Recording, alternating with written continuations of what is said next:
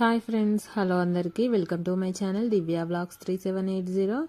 ఈరోజు నేను ఉల్లి వెల్లుల్లి లేకుండా మంచి బంగాళదుంప వేపుడు టేస్టీగా ఎలా చేసుకోవాలో ఈ వీడియోలో చూపిస్తాను ఫ్రెండ్స్.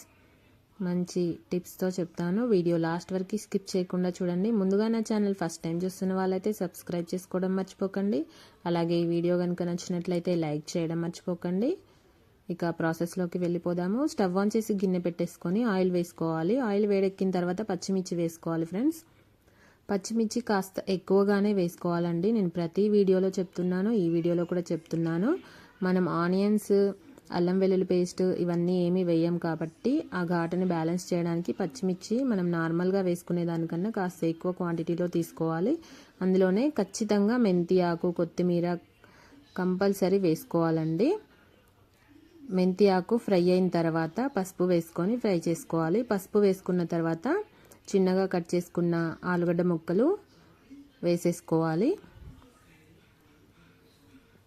చిన్నగా కట్ చేసుకుంటే మంచిగా త్వరగా ఫ్రై అయిపోతాయి, చక్కగా ఉడుకుతాయి కూడా. మనకి బంగాళదుంప ముక్కలు అన్నీ కూడా వేసేసుకొని అంతా ఒకసారి బాగా కలిసేలాగా కలుపుకోవాలి.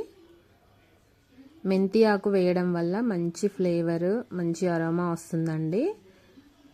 ఇలా మనం ఆనియన్, గార్లిక్ యూజ్ చేయం కదా, వాటి వల్ల ఒక టేస్ట్ అనేది మంచిగా వస్తుంది అవి వేసుకోవడం వల్ల. కొత్తిమీర, మెంతి ఆకు మూత పెట్టి కాసేపు లో ఫ్లేమ్లో అలా కుక్ అవ్వనివ్వాలి. బంగాళదుంప ముక్కలు వేసి అంత బాగా మిక్స్ చేసుకున్న తర్వాత చూడండి ఎంత చక్కగా ఫ్రై అయిపోయాయో. ఒకసారి అంతా బాగా కలిసేలాగా కలుపుకోవాలి. ఒకవైపు ఫ్రై అయిన తర్వాత కలుపుతూ ఫ్రై చేసుకోవాలి. లో ఫ్లేమ్లోనే ఫ్రై చేసుకోవాలండి, చక్కగా ఫ్రై అవుతాయి.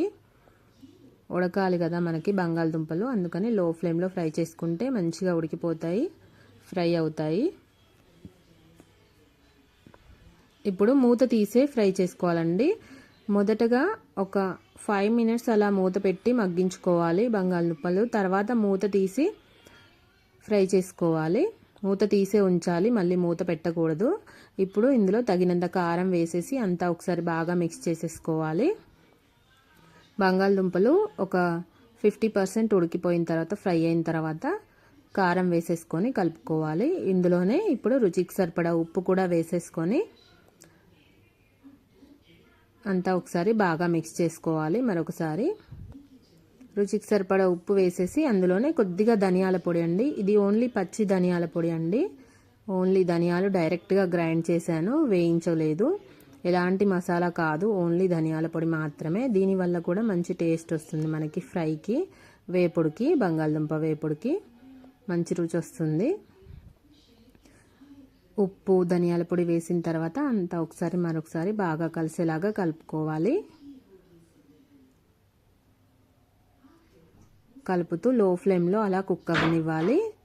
ఇప్పుడు లాస్ట్లో కొత్తిమీర వేసేసి స్టవ్ ఆఫ్ చేసేసుకోవడమే అండి. స్టవ్ ఆఫ్ చేసుకొని చక్కగా సర్వ్ చేసేసుకోవడమే, అంతే అండి. Onion no garlic, no onion, ఎలాంటి అల్లం వెల్లుల్లి పేస్ట్, ఉల్లిపాయలు లేకుండా ఎంతో రుచికరమైన బంగాళదుంప వేపుడు రెడీ అయిపోయింది.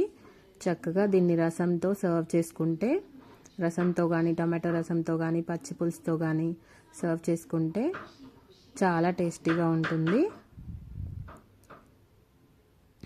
వేడివేడిగా సింపుల్గా బంగాళదుంప వేపుడు రెడీ. కొత్తిమీరతో గార్నిష్ చేసుకొని సర్వ్ చేసేసుకుంటే సరిపోతుంది, అంతే అండి. మరిన్ని మంచి మంచి రెసిపీస్ కోసం మన ఛానల్ని తప్పకుండా సబ్స్క్రైబ్ చేసుకోండి. మీ ఫ్రెండ్స్ అండ్ ఫ్యామిలీ మెంబర్స్కి షేర్ చేయండి. వీడియోని చూసిన వాళ్ళు తప్పకుండా వీడియోని లైక్ చేయండి ఫ్రెండ్స్. మన ఛానల్ని సబ్స్క్రైబ్ చేసుకోండి. మరొక మంచి రెసిపీతో నెక్స్ట్ వీడియోలో కలుద్దాం. Thanks for watching. See you next video.